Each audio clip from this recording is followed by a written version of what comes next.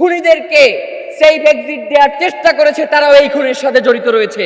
আমরা আপনাদেরকে স্পষ্ট করে জানাই, আজকে যেহেতু প্রতীয়মান হয়েছে এই খুনের সাথে ভারত এবং র স্পষ্টভাবে জড়িত রয়েছে, সুতরাং সরকারকে অবিলম্বে জাতিসংঘের অধীনে যেই তদন্ত, যেই চিঠি প্রেরণ করা হয়েছে, সেখানের আপডেট কি সেটা আমাদেরকে জানাতে হবে এবং অতি দ্রুত সেই তদন্ত বাস্তবায়ন করতে হবে। প্রিয় ভাইয়েরা, গতকাল মমতা বন্দ্যোপাধ্যায় একটা কথা স্পষ্ট করে বলেছে, তিনি কিন্তু একবারের জন্য বলে নাই যে ইন্ডিয়া উত্তাল হবে। তিনি বলেছেন এর পিছনে যারা রয়েছে তাদের নাম প্রকাশ হলে বাংলাদেশ উত্তাল হয়ে যাবে। তার মানে আমরা ধারণা করছি বাংলাদেশের এমন কোন ব্যক্তি বা সংস্থা এই খুনের পিছনে যে জড়িত রয়েছে, যার নাম প্রকাশ্যে বেরিয়ে আসলে বাংলাদেশ উত্তাল হয়ে উঠবে। সে এমন ব্যক্তি হতে পারে যে রাষ্ট্রীয় পর্যায়ে নীতি নির্ধারণী ঠিক করেন, বা এমন সংস্থা হতে পারে যারা বাংলাদেশের স্বাধীনতা সার্বভৌমত্ব বিকিয়ে দেওয়ার জন্য ভারতের সাথে আপোষ করে বসে আছে। প্রিয় ভাইয়েরা, শহীদ ওসমান হাদি, আপনারা যদি এখনো মনে করেন যে শহীদ ওসমান হাদিকে শুধুমাত্র আওয়ামী লীগের বিরোধিতার কারণে হত্যা করা হয়েছে, তাহলে আপনারা ভুল করছেন। শহীদ ওসমান হাদিকে শুধুমাত্র আওয়ামী বিরোধিতার কারণে হত্যা করা হয় নাই। শহীদ ওসমান হাদিকে হত্যা করা হয়েছে ইন্টারিমের আমলে, এবং আমরা মনে করছি যে এখন তদন্তের বিষয় সামনে এসে দাঁড়িয়েছে যে ভারত এই খুনের পুরো প্রক্রিয়াটা সম্পন্ন করবার জন্য ইন্টারিমকেও এই কাজে অন্তর্ভুক্ত করেছিল কিনা সেইটা আমরা জানতে চাই। তখনকার সময়ে নিরাপত্তা উপদেষ্টা ছিলেন যিনি, তিনি একই সাথে তো বাংলাদেশের প্রতিরক্ষা মন্ত্রীও ছিলেন। তো তিনি আসলে শহীদ ওসমান হাদিকে তো প্রতিরক্ষা করতে পারেন নাই, উল্টো সুরক্ষা দিয়ে খুনিদেরকে ভারতে পাঠিয়ে দিয়েছেন। নয়তো 5টা থেকে 6টার মধ্যে সীমান্ত সিল হয়ে যাওয়ার কথা। ভারতের যেই জায়গা থেকে এই খুনিরা দেশ থেকে পালিয়েছে, এই যে ময়মনসিংহের হালুয়াঘাট সীমান্তের কথা বলা হচ্ছে, এইটা বাংলাদেশের অতি পরিচিত একটা সীমান্ত, যেইখান থেকে দীর্ঘ সময় ধরে বাংলাদেশের এই চোরাচালানের কারবারিগুলো চলে আসছে। সুতরাং কেন যেই সীমান্ত সিল করবার কথা 5টা থেকে 6টার মধ্যে, সেই সীমান্ত সিল করতে বাংলাদেশের প্রিয় ভাইয়েরা, বাংলাদেশের একটা নতুন ফ্যাক্ট চেকিং সংস্থা, তারা শহীদ ওসমান হাদি গুলিবিদ্ধ হওয়ার মাত্র 2 থেকে 3 ঘন্টার মধ্যে শহীদ ওসমান হাদিকে কারা খুন করেছে সেটা প্রমাণ সহ তারা প্রকাশ করেছে। অথচ আমাদের রাষ্ট্রীয় সংস্থা তারা 10টা 48-এর সময় যখন খুনিরা এই দেশ থেকে ভারতে পালিয়ে গেছে, তারপরে তারা এই পিছনে কারা খুন করেছে তাদেরকে সামনে নিয়ে আসছে। সুতরাং আমরা এইটাকেও কোনোভাবে এই যে খুনিকে পার করে দেওয়ার একটা পায়তারা রাষ্ট্রের পক্ষ থেকে হয় নাই, এই আশঙ্কা মুক্ত আমরা না। এবং বাংলাদেশের গোয়েন্দাগুলোর কারবারি দেখেন, গোয়েন্দা সংস্থাগুলোর মানে তাদের কাজ কি? তাদের কাজ কি ওসমান হাদির যারা সহযোদ্ধা ছিলেন তাদের কাছে রাত 11টায় ফোন করে যে স্থানে শহীদ ওসমান হাদি খুন হয়েছেন সেইটার সিসিটিভি ফুটেজ চাওয়া। আমরা আশঙ্কা করছি যে এই গোয়েন্দা সংস্থাগুলোর এই খুনের পিছনে প্রত্যক্ষ বা পরোক্ষ জড়িত থাকার সম্ভাবনা থাকতে পারে। প্রিয় ভাইয়েরা, আপনি ভাবেন যে একটা রাষ্ট্র তার জাতীয় সংসদ নির্বাচনের একজন প্রার্থী ঢাকা 8 আসনের মতো একজন গুরুত্বপূর্ণ জায়গায়, সেই প্রার্থীকে গুলি করে তারা 10 থেকে 11 ঘন্টা সময় নিয়ে তারা ভারতে চলে যায়, অথচ আমাদের রাষ্ট্রীয় গোয়েন্দা সংস্থাগুলোর কাছে তার কোনো তথ্য থাকে না। মানে এই রাষ্ট্রীয় গোয়েন্দা সংস্থাগুলো দিয়ে আমরা কি করব, যেই রাষ্ট্র তার জনগণের নিয়ন্ত্রণ করতে পারে না, যেই গোয়েন্দা সংস্থাগুলো। প্রিয় ভাইয়েরা, আপনারা দেখেছেন যে কানাডার মাটিতে শিখ নেতাকে হত্যা করবার পরে ভারতের সাথে কানাডার প্রায় কূটনৈতিক সম্পর্ক ছিন্ন হয়ে গেছিল। ভারতের সাথে কানাডার সম্পর্ক ছিন্ন হওয়ার পরে যে গোয়েন্দা তথ্যগুলোর তারা তাদের বিভিন্ন এজেন্সির মধ্য দিয়ে তাদের যে গোয়েন্দা রিপোর্টগুলো প্রকাশ হয়েছে, সেখানে এটা স্পষ্ট হয়েছে যে এই খুনের পিছনে ভারতের জড়িত রয়েছে। আজকে শহীদ ওসমান হাদির ক্ষেত্রেও তাই। তাহলে কানাডা যদি ভারত সরকারের ব্যাপারে কূটনৈতিকভাবে এত জোরালো অবস্থান গ্রহণ করতে পারে, তাহলে আমরা কেন পারছি না সেটা পররাষ্ট্র মন্ত্রণালয়কে জবাব দিতে হবে। আপনি জাতিসংঘের সাধারণ পরিষদের সভাপতি নির্বাচিত হন, এই ব্যাপারে আমাদের কোনো সমস্যা নাই, আমরা আপনাকে ধন্যবাদ জানাই। কিন্তু আজ পর্যন্ত বাংলাদেশের স্বরাষ্ট্র মন্ত্রণালয়, স্বরাষ্ট্রমন্ত্রী এবং পররাষ্ট্রমন্ত্রী এই খুনের ব্যাপারে কোনো সুস্পষ্ট ব্যাখ্যা দিতে পারল না কেন, আমরা তার জবাব চাই। আপনারা জানেন যে গত 6 তারিখে আমরা যখন যমুনার সামনে ঘেরাও কর্মসূচিতে গিয়েছিলাম, তখন আমরা কি তাদেরকে ওইখানে জিম্মি করতে গেছিলাম? আমরা কি নির্বাচন বানচাল করতে গেছিলাম? আমরা শুধুমাত্র একটা দাবি নিয়ে গেছিলাম, কারণ আমরা আশঙ্কা করছিলাম যে এই খুনের পিছনে দেশি বিদেশি চক্রান্ত জড়িত রয়েছে, যার কারণে বাংলাদেশের একার পক্ষে, বাংলাদেশের যে রাষ্ট্রীয় বাহিনীগুলো রয়েছে তার একার পক্ষে এই খুনের রহস্য উন্মোচন করা সম্ভব নয়। যার কারণে আমরা বলেছিলাম যে জাতিসংঘের অধীনে আপনি একটা তদন্তের ব্যবস্থা করুন, যাতে নিরপেক্ষভাবে এই খুনের পিছনে কারা রয়েছে তাদেরকে আমরা বের করে আনতে সক্ষম হই, যাতে আজকের এই দিনে যে রাজনৈতিক প্রতিপক্ষকে ঘায়েল করবার যে একটা প্রচেষ্টা করা হচ্ছে, সেইখান থেকে একটা উত্তরণের পথ যাতে আমরা খুঁজে পাই। উল্টো তারা কি করলো? আমাদের উপরে অতর্কিত হামলা করলো, আমাদের শতাধিক ভাইকে তারা আহত করলো। প্রিয় ভাইয়েরা, বাংলাদেশের তদন্ত সংস্থাগুলো, আমরা যখন আদালতে যাই আমাদেরকে জিজ্ঞেস করে যে ডিবি তো ব্যর্থ হয়েছে, আপনারা নতুন করে কোন তদন্ত সংস্থা দিয়ে তদন্ত করাইতে চান? মনে হয় যে মেয়ে দেখতে গেছি, কোন মেয়ে ফর্সা, কোন মেয়ে কালো, কোন মেয়ে খাটো, কোন মেয়ে লম্বা, এই ধরনের প্রশ্নগুলো আমাদেরকে করতেছে। আমি আদালতে দাঁড়িয়ে বলেছি যে এই দায়িত্ব ইনকিলাব মঞ্চ বা আমাদের নয়, এই দায়িত্ব শহীদ ওসমান হাদির পরিবার নয়, এই দায়িত্ব রাষ্ট্রের, যে কে শহীদ ওসমান হাদিকে খুন করেছে সেটা বের করার। এই দায়িত্ব রাষ্ট্রের, যে এই খুনের পিছনে কারা রয়েছে তাদেরকে খুঁজে বের করার। উল্টো বারংবার এই রাষ্ট্রের পক্ষ থেকে, এই সরকারের পক্ষ থেকে, তার সন্ত্রাসী বাহিনীর পক্ষ থেকে ইনকিলাব মঞ্চ এবং তার পরিবারকে অভিযুক্ত করে বিভিন্ন ধরনের বক্তব্য দেয়া হচ্ছে। প্রিয় ভাইয়েরা, অনেকেই বলেন যে ওসমান হাদি কে ছিলেন, তার রাজনীতি কি ছিল। একটা কথা আজকে স্পষ্ট করে বলে দেই, ওসমান হাদি ছিল বাংলাদেশের আজাদী, যাকে খুন করবার জন্য আধিপত্যবাদের সর্বোচ্চ পর্যায় থেকে নির্দেশ দিতে হয়। যারা প্রশ্ন করো ওসমান হাদির রাজনীতি কি, ওসমান হাদির রাজনীতি হচ্ছে বাংলাদেশের মাটি ও মানুষের স্বাধীনতা। তোমরা ছাত্রী বাহিনী ওসমান হাদিকে যতই বাংলাদেশের মাটি থেকে নাই করে দিতে চাও, বাংলাদেশের মাটি ও মানুষ শহীদ ওসমান হাদিকে ততই প্রাসঙ্গিক করে তুলবে। আমরা আজকে ইনকিলাব মঞ্চের পক্ষ থেকে কোনো ধরনের দফা দেওয়ার জন্য এইখানে আসি নাই। আজকে আমরা ইনকিলাব মঞ্চের পক্ষ থেকে স্পষ্টভাবে চূড়ান্ত আন্দোলনের দিকে ধাবিত হওয়ার জন্য আজকে এইখানে আমরা বসেছি। প্রথমত, আগামীকাল এই রাষ্ট্র শহীদ ওসমান হাদির খুনকে কেন্দ্র করে একটা অন্ধকারে নিমজ্জিত রয়েছে। আমরা চাই এই রাষ্ট্রের কুশীলবরা যাতে আলোর মুখ দেখে, এই জন্য আগামীকাল সন্ধ্যায় ইনকিলাব মঞ্চের পক্ষ থেকে আমরা একটা মশাল মিছিলের আয়োজন করেছি।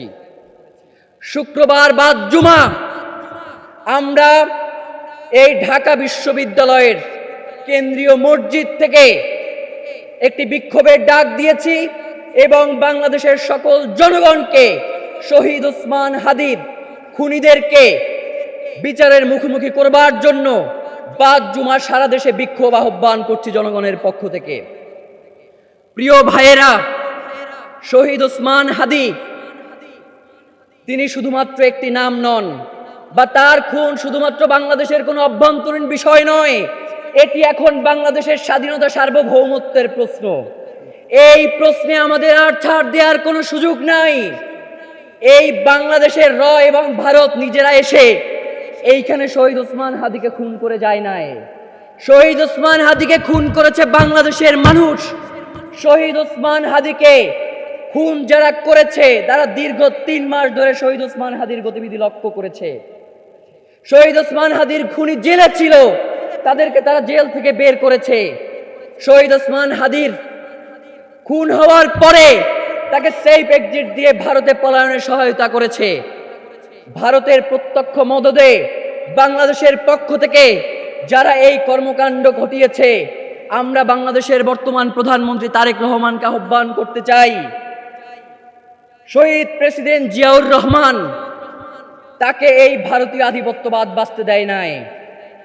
আপনার মা দেশনেত্রী বেগম খালেদা জিয়াকে এই ভারতীয় আধিপত্যবাদের হাতে জেল খাটতে খাটতে তার হাতটা পর্যন্ত বাঁকা হয়ে গেছে। আপনার তো এই কথাগুলো ভুলবার কথা নয়। আমরা আপনাকে আহ্বান জানাই, শহীদ ওসমান হাদি ওই একই সুতোর মানুষ যিনি এই সকল আধিপত্যবাদের বিরুদ্ধে দাঁড়িয়েছিলেন। আমরা যদি বাংলাদেশ থেকে আধিপত্যবাদকে নির্মূল করতে না পারি, তাহলে বাংলাদেশের স্বাধীনতা সার্বভৌমত্ব থাকবে না। আমাদের জীবনে, আমাদের দেহে এক বিন্দু রক্ত থাকা পর্যন্ত আমরা বাংলাদেশের স্বাধীনতার সার্বভৌমত্বকে ভারতের কাছে বিকিয়ে যেতে দেব না, দেব না, দেব না। প্রিয় ভাইয়েরা, আজকের এই সংবাদ সম্মেলন থেকে আপনাদের সর্বশেষ আহ্বান জানিয়ে আজকের মতো আমাদের এই সংবাদ সম্মেলনটা শেষ করতে চাই। শহীদ ওসমান হাদিকে যারা খুন করেছে, এই খুনের পেছনে যেই দেশি বিদেশি চক্রান্ত জড়িত রয়েছে এবং বাংলাদেশ থেকে এই খুনকে যারা ঘটিয়েছে তাদের প্রত্যেককে বিচারের মুখোমুখি করতে হবে অতি দ্রুত। নাম্বার 2, এখন পর্যন্ত 14 থেকে 15 বার শহীদ ওসমান হাদির এই যে তদন্ত, এটাকে পেছানো হয়েছে। আমরা আপনাদেরকে স্পষ্ট করে বলি, এই রিপোর্ট দাখিলের সময় আপনাদেরকে আর পেছাইতে আমরা দেব না। এইটাকে কোনোভাবেই আমরা মিস্টেরিয়াস কেস হইতে দিব না। পররাষ্ট্র মন্ত্রণালয়ের পক্ষ থেকে আমাদেরকে জানানো হয়েছে, আপনাদের মাধ্যমেই আমরা জেনেছি যে গত 1-1.5 মাস 2 মাস আগে আমাদের যিনি পররাষ্ট্রমন্ত্রী তার সাথে ভারতের পররাষ্ট্রমন্ত্রীর একটা বৈঠক হয়েছে পররাষ্ট্র পর্যায়ে, এবং তিনি বলেছেন যে অতি দ্রুত শহীদ ওসমান হাদির খুনিদের দেশে ফিরিয়ে আনার ব্যাপারে ভারত সম্মত হয়েছে। অথচ অত্যন্ত আশ্চর্যের বিষয় হচ্ছে, যার সাথে বৈঠক হয়েছে তার ব্যাপারেই মমতা বন্দ্যোপাধ্যায় বলেছে যে সে নাকি তাকে চুপ থাকতে বলেছে এই ব্যাপারে। তো সুতরাং আমার কাছে মনে হয়েছে বাংলাদেশের পররাষ্ট্র মন্ত্রণালয় থেকে যেই বিবৃতি দেয়া হয়েছে খুনিদেরকে ফিরিয়ে আনার ব্যাপারে, এইটা মূলত বাংলাদেশের স্বাধীনতাকামী জনগণকে এই খুনের বিচার থেকে, এই লড়াই থেকে দূরে সরিয়ে রাখবার জন্যই এই কথাগুলো বলা হয়েছে। নয়তো যেই অমিত শাহের নাম একদম সরাসরি এই খুনের সাথে জড়িত হয়েছে, তার সাথে বৈঠক করে খুনিয়ে ফিরিয়ে আনা হইতেছে, এটা তো পাগলেও বিশ্বাস করবে না।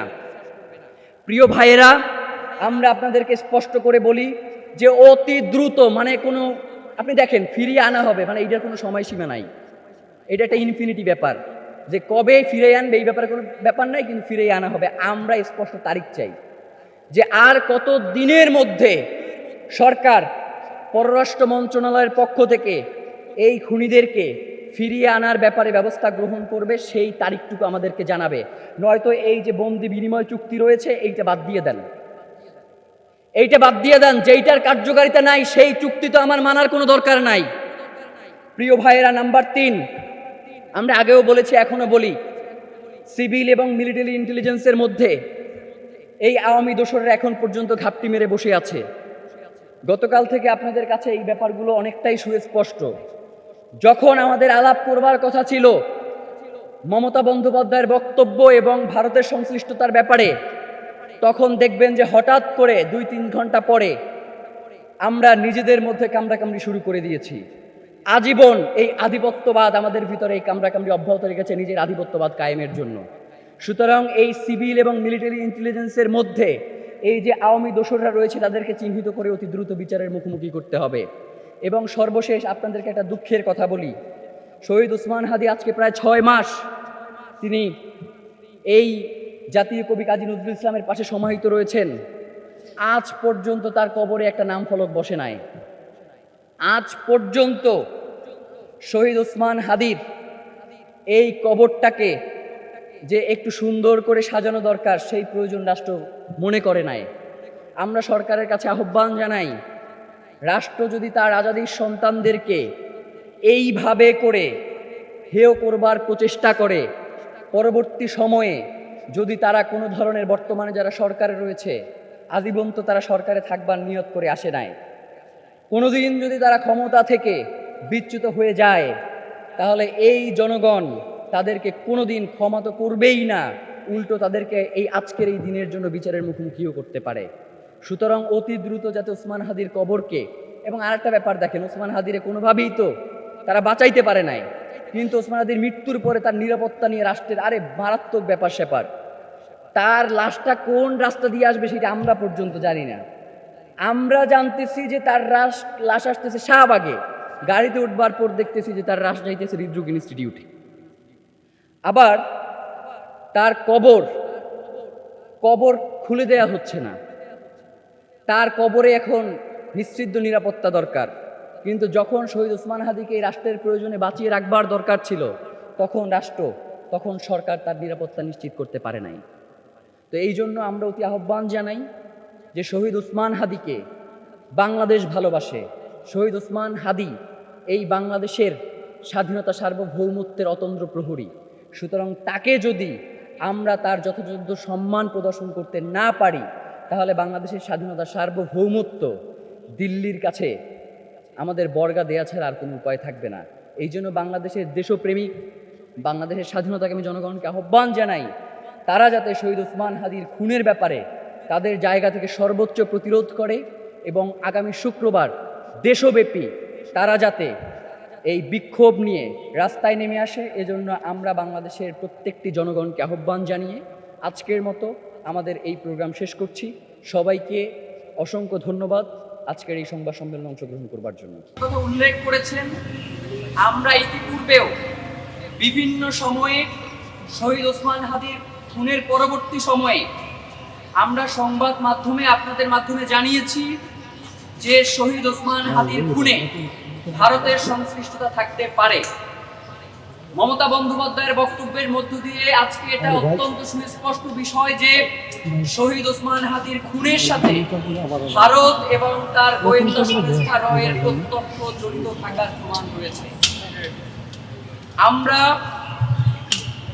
আপনাদেরকে স্পষ্ট করে জানিয়ে দিতে চাই যে ভারত কেন শহীদ ওসমান হাদিকে খুন করতে গেল, ভারতের এইখানে কি স্বার্থ রয়েছে। আপনারা জানেন 2024 সালে জুলাই গণ অভ্যুত্থানের পরে বাংলাদেশের স্বাধীনতা এবং সার্বভৌমত্বের প্রশ্নে যেই ছেলেটা ছিল আপোষহীন, যার কণ্ঠস্বর ছিল বাংলাদেশের মানুষের পক্ষে, যার কণ্ঠস্বর ছিল বাংলাদেশের আজাদীর পক্ষে, ভারত এই আওয়ামী লীগের মধ্য দিয়ে বাংলাদেশে তার আধিপত্যবাদ কায়েম করত। সে এই আওয়ামী লীগের মধ্য দিয়ে বাংলাদেশে তার ব্যবসা বাণিজ্য থেকে শুরু করে করিডোর ট্রানজিট, সকল ধরনের আধিপত্য, সামরিক খাত, এইগুলোর নিয়ন্ত্রণ সে এই আওয়ামী লীগকে ব্যবহার করত, যার কারণে ভারতের জন্য একটি মাথা ব্যথার কারণ হয়ে দাঁড়িয়েছিলেন শহীদ ওসমান হাদি। এখন এই হত্যার পরে যখন আমরা ভারতের এই প্রসঙ্গটা টেনে আনবার চেষ্টা করছিলাম, তখন বাংলাদেশের একটা মহল আমাদেরকে বারংবার বিতর্কিত করবার চেষ্টা করেছে, এবং আমরা যারাই শহীদ ওসমান হাদির এই খুনিদের ব্যাপারে কণ্ঠ উচ্চারণ করছিলাম, কণ্ঠ জোর করছিলাম, তখন তারা আমাদেরকে বিভিন্নভাবে বিভিন্ন ট্যাগ দিয়ে এই লড়াইকে, এই খুনের বিচারকে বাধাগ্রস্ত করবার চেষ্টা করেছে। সুতরাং আমরা আজকের এই দিনে মনে করছি যে ভারতের সাথে সাথে যারা এই বাংলাদেশে বসে আমাদেরকে এই খুনের সাথে সম্পৃক্ত করে